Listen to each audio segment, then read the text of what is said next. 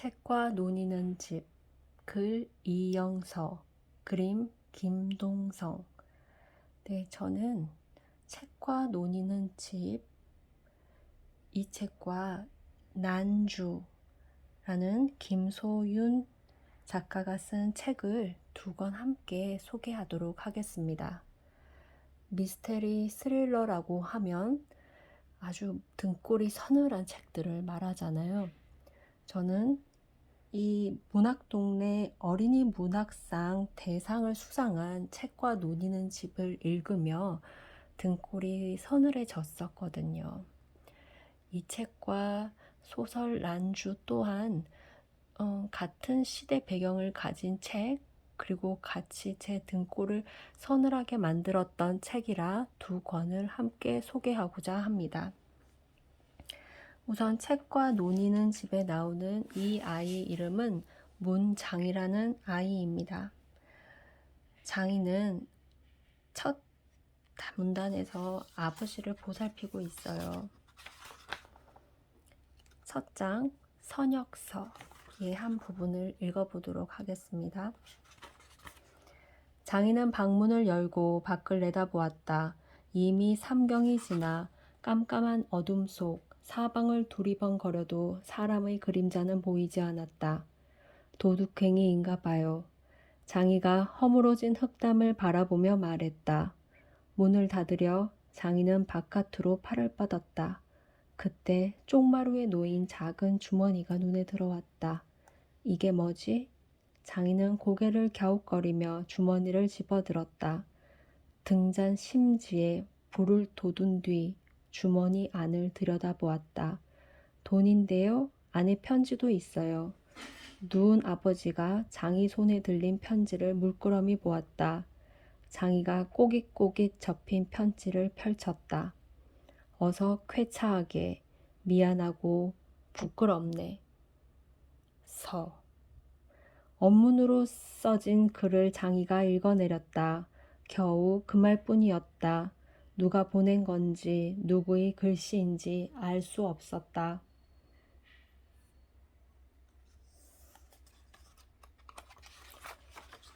차례를 보면 선역서에 나와 있는 그 내용을 뒤로 하고 문장, 장이가 아버지를 떠나보낸 이야기, 그리고 필사로서 일을 하게 된 이야기, 그 중간에 어려움에 대한 이야기, 그 다음에 마침내 맞닥뜨리게 되는 큰 일들이 차례로 나와 있습니다. 3장 회화나무 그림자.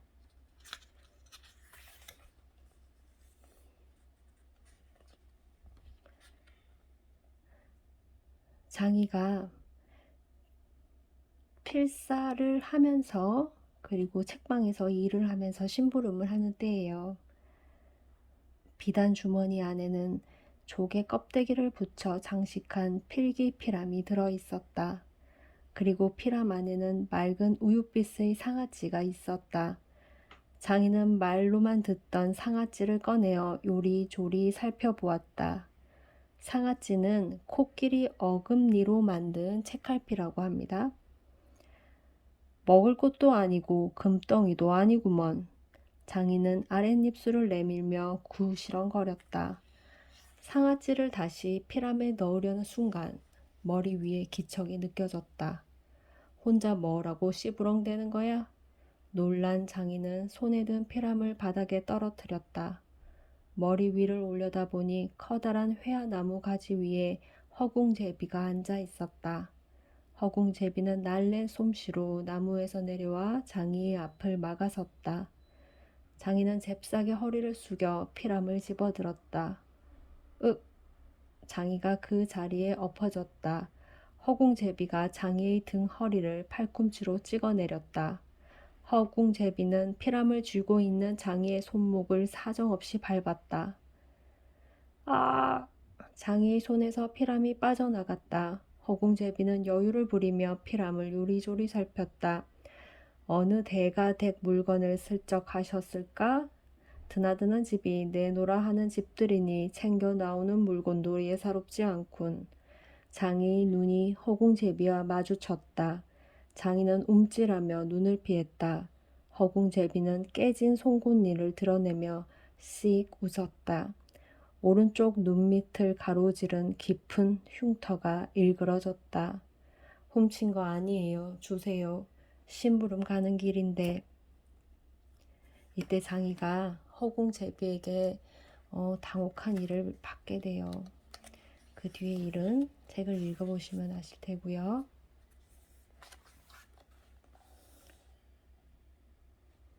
이제 그 다음에 미적이라는 여인이 나오고 그 다음에 낙심이란 아이도 나옵니다.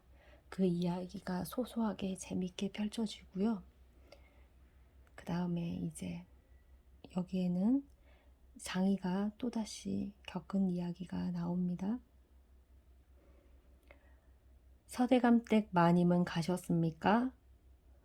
최석괴가 미적에게 책을 건네며 물었다. 대문 밖까지 마중하고 오는 길입니다. 미적이는 가라앉은 목소리로 대답했다. 걱정하던 일은 답을 들으셨고요. 미적이 고개를 끄덕였다. 조급히 생각하지 말라 하셨습니다. 두 사람 사이에 잠시 침묵이 흘렀다. 얼마 뒤 미적이 다시 입을 열었다. 저는 이제껏 여인으로 태어난 것을 원망했습니다. 천하게 태어난 것도 서러웠지요. 사내처럼 세상을 누비며 큰 꿈을 품지 못할 바에야 양반집에 태어나 귀히 여김을 받으며 살아야 하는데 제게 그것이 가당하기나 한지요. 하지만 이제 원망과 서러움을 다스릴 수 있습니다. 그런데 서대감댁 마님은 저를 걱정하십니다. 아씨께서 너무 열성이시니 혹시 의심을 살까 걱정하시는 게지요. 미적이 가볍게 고개를 저었다. 두렵지 않습니다. 저같이 천한 사람이 귀한 사명을 받아 감사할 따름입니다. 아무짝에도 쓸모없는 인생이라 생각했는데 저를 필요로 하는 곳이 있으니 기껍습니다. 달빛을 받은 미적의 얼굴에 희미한 미소가 번졌다. 봄밤의 이야기 연회는 술시를 넘어설 무렵 끝이 났다. 만배가 최석애와 손직장을 이끌며 먼저 도리원을 나섰다. 장인은 제 등을 들고 홍교리보다 앞서 걸으며 어두운 길을 비추었다. 최석애에게 홍교리를 배웅하고 오라는 분부를 받은 터였다. 요사이 책방 심부름이 없어 통 홍교리를 만날 수 없던 터라 장인은 내심 그 심부름이 반가웠다. 무슨 책이옵니까? 장이가 묻자 홍교리는 손에 든 책을 소매자락 안에 넣었다. 동국여지 승람이다. 조선의 지리서지. 지리서도 읽으십니까?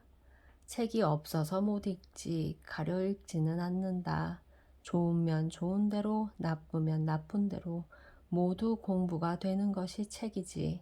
당장 필요치 않은 지식 같아도 뜻밖의 유용하게 쓰일 때도 많고. 홍교리가 장이를 보며 미소 지었다. 필사 일은 할만하냐?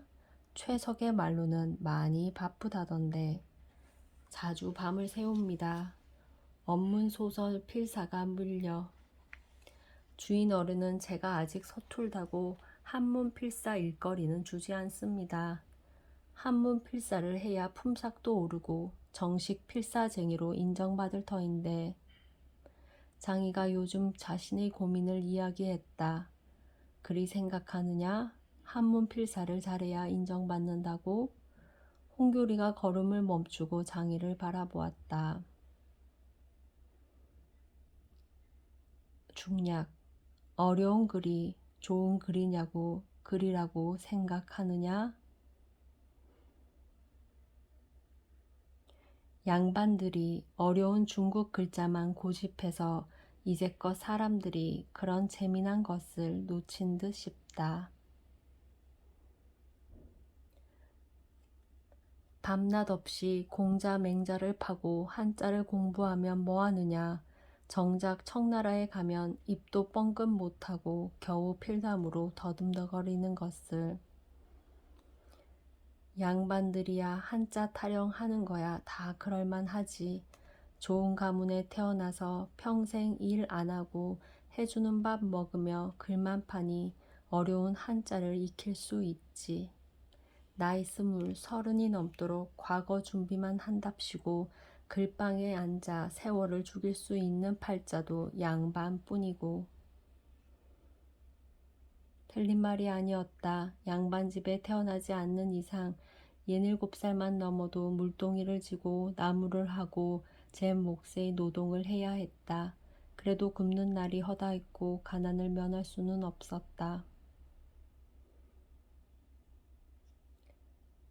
백성들이야 굶어 죽든 말든 끼리끼리 모여 앉아 벼슬 나눠 먹고 돈 좀 모은 장사치들까지 그 앞에 줄을 서서 거드름을 피우고 있으니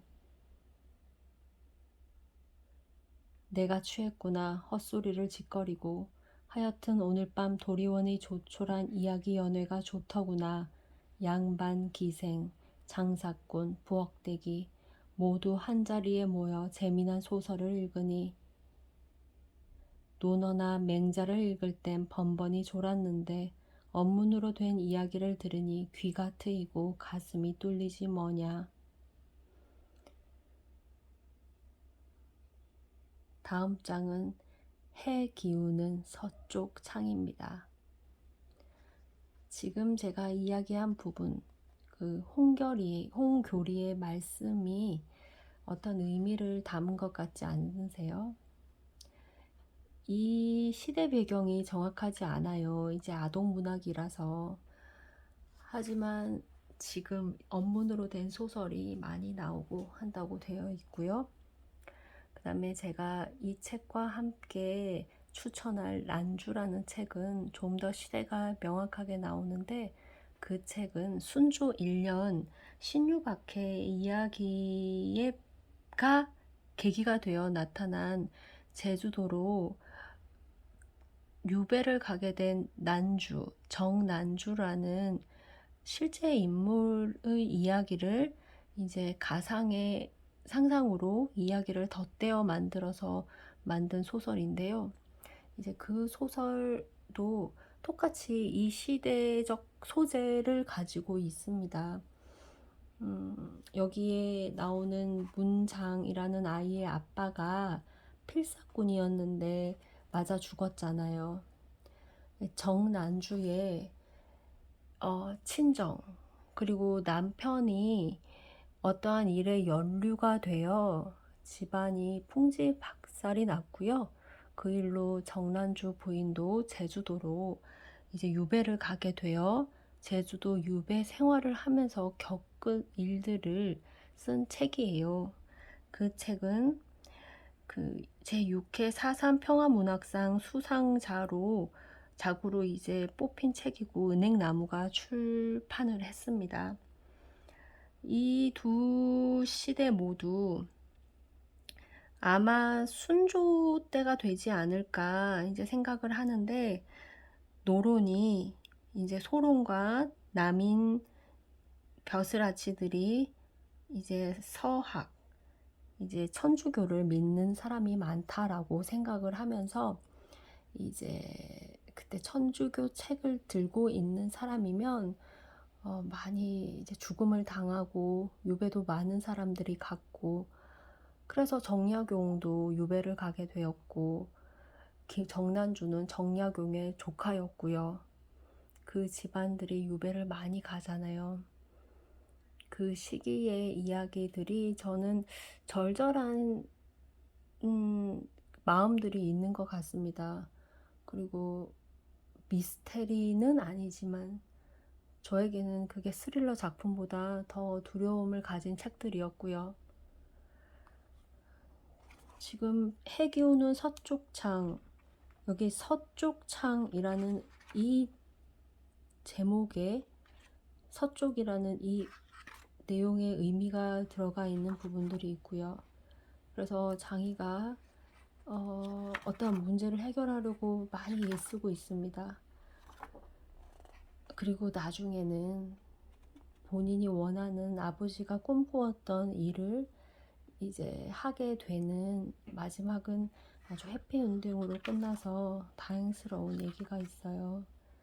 그리고 이 김동성 그림 작가는 엄마 마중이라는 그림을 쓰신 분인데 아주 예쁜 그림들이 그려져 있어서 보기가 참 좋습니다. 여기 이분이 홍교리, 그리고 이 아이가 낙심이라는 아이예요. 기생집에서 팔려와서 일하는 아이인데 장이를 많이 도와줍니다. 홍교리 님도 장이 덕분에 어떤 부분 도움을 많이 받아 책과 논의는 집이라는 간판을 만들어 주십니다. 그래서 이 책은 책을 소재로 한 이야기이나 또한 천주교 박해에 관한 이야기, 저는 신앙이 있지는 않지만 이 시대의 사람들이 그 천주교를 접하면서 얼마나 다른 세계에 관한 이야기라고 받아들여졌을까, 그것을 받아들이고 목숨이 위험함에도 그 신앙을 지키고자 했던 사람들은 어떠한 상황과 어떠한 마음가짐이었을까를 생각해 보면 저는 아찔할 때가 많습니다.